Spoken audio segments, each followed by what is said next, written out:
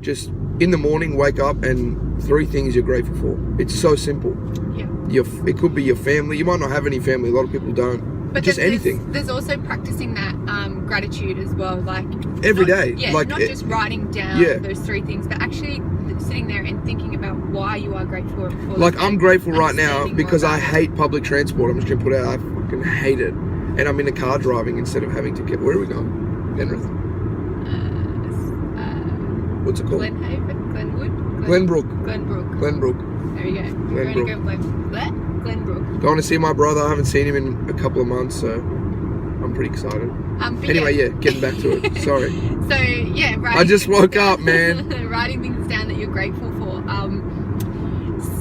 Doing something that helps to clear your mind. So when you feel that negative thought pattern coming along, recognizing it for what it is, not letting it eat at you, and then stopping that thought pattern and changing it into something. So I found that for me personally, when I felt it, I would recognize it, I would understand it, but then I would sit down and I do a little bit of like a mental meditation in a sense. And I learned this one from a business coach of mine, a great one, that he said was, try and create in your head a vision of a river with logs flowing down the river, and those logs flowing past you on the river are your negative thoughts. You recognize them, you see them, and you let them go past and go out of your brain. And you sit there for 5-10 minutes or however long it takes for you to get that image constantly in your head, and then you move on and you go back to your gratitude. That's cool. I haven't heard that one. Yeah, that one really helped me, but it's not easy as it sounds. Like, it's actually quite difficult to get that image in your head, to get those thoughts to be those logs on the river and make them just flow past without wanting to pick them to pieces and then let them destroy your brain. You know, it's something that takes a lot of time and practice to do, but that one was a really good one that helped me and still does help me from time to time. For the next day or whatever it was, everything was just negative. I found the negative in everything. Yeah, and it's just tough to, and someone can say, oh, you can do this exercise, and they say, oh, fuck, that doesn't work. Or, and you also hear the negative, you don't hear the positive. Exactly, it's crazy. Everything that someone says to you, you're pulling out the negative, whereas you got to let that kind of pass over you and focus on the positive aspects of your life. Well, another thing is like, it might have been my dad that told me this, I can't remember, but it stuck with me. Whenever you're feeling a certain way, don't fight it. You need to accept the way you're feeling. Firstly, to accept, but not just to, what the what were we talking about? Sorry, going back. Erin, focus, here we go. Yeah, so back to feelings. So with emotions and with feelings, like initially you can't really help how you feel. You can just feel certain ways sometimes, you don't know why. It can fluctuate and change every day, that's normal.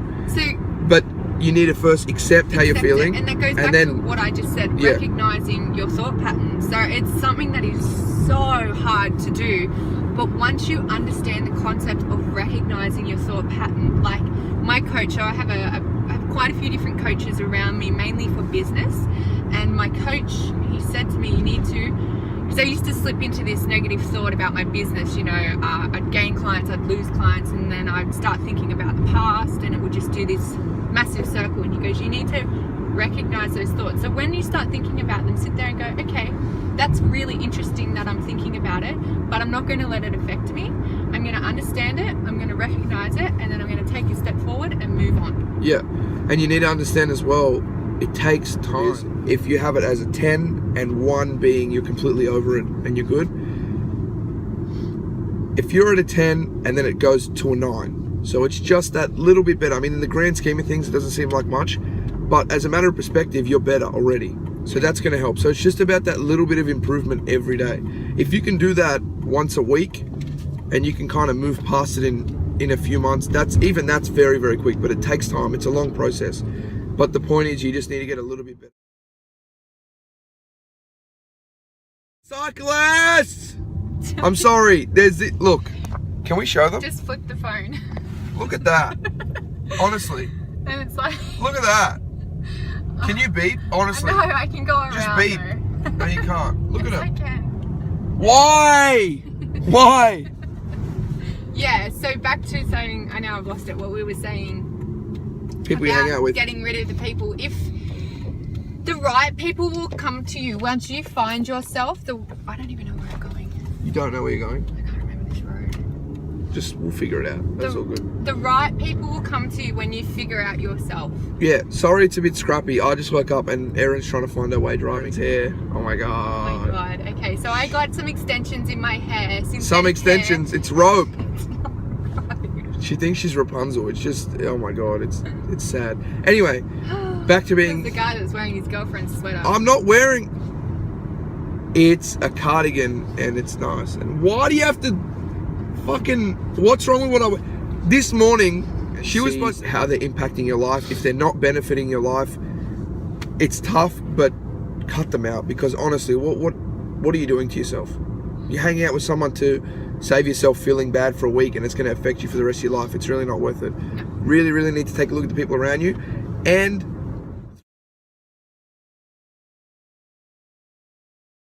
schedule to write down what you need to do for the next day and then just ticking off little goals that you're doing so you're accomplishing something. Having goals, setting goals, like even if it's just, it doesn't need to be a business goal, it doesn't need to be a life goal. It could be eat breakfast at 9 o'clock. Exactly. I mean, that's even a struggle for me most times. And even just to tick that off feels good. Struggle this morning. I ate before because you got to my house at the crack of dawn.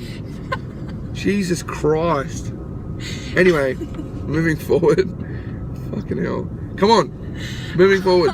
So little goals like that will help you get through, and it sets direction. It sets a little bit of purpose for you as well. Setting goals, even you can do kind of a Sunday night, set the goals for the week, or I like to do each individual night because obviously things change through the week. Your schedule changes. Yeah, so I like to do Sunday and Monday as my motivator days. So Sunday I listen to a good 2 to 3 hours of motivational videos, whether it's Tony Robbins, who was the guy that you said something, Gary V. Gary V's more of a he's a businessman, but he'll just give you kind of a kick up the arse. You can take so many little bits of things of what they say and implement it into other ways rather than business. There was another one I listened to called The Science of Getting Rich, and it may seem like it's about a whole heap of money. It went for 2 hours, this I saw that. You sent it to me, And to me, a lot of people would look at it as, because it's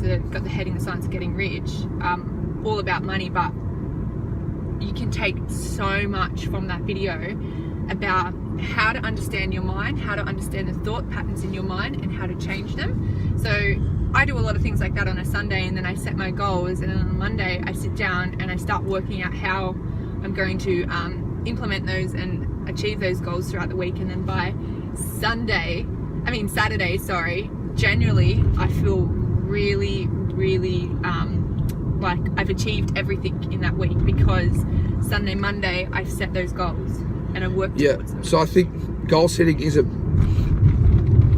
big thing. I mean, as much as some people say, I don't want to do the same thing every day or whatever it is, or I'm bored, structure is very, very important. It's the same reason why so important. Humans we have need routine, and humans need sort of a structure in their life. you need some sort of routine. I think to touch on when I didn't leave the house for a few months, there was no routine. I mean, some days I could get up at 3 o'clock in the afternoon out of bed, just because I didn't want to get out of bed. I thought, what's the purpose? Again, no goals set for the day, didn't accomplish anything, no structure. So I think you need to always be striving for something, and it's